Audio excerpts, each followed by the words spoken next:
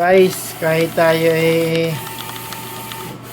visit, gabi na yan, no? Gabi na naman.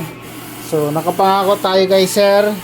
Nagagawin natin to ngayon. So, ito ay Sintromol Tuda guys. Tuda sa Sintromol. So, 80 piraso to. Ang ginamit natin dito guys, trim sticker tayo dahil gusto ko sa kanila paranas yung totoong trim talaga na materyales. Yun yung gusto kong yan sa kanila. Kasi may mga nag-offer daw sa kanila na mga printing shop, trim daw yung gamit. Pero hindi daw ganun kaganda yung dikit. Kaya tatry natin para na sa kanila yung totoong trim talaga. So mura lang to.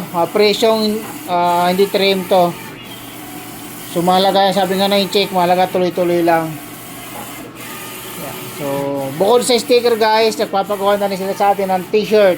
So sabli, wala pa tayo sabli ngayon dahil bumubuo pa tayo ng team. Kaya sabi ko tatak lang kami. Gawa ko to guys, sariling layout ko to para sa kanila. Ngayon 2026. So sana masiyahan sila para taon-taon nagre-renew sila niyan, sa atin pa rin babalik. Okay? Yun lang yung ano natin sa negosyo natin. Yan na siya, oh. Super quality.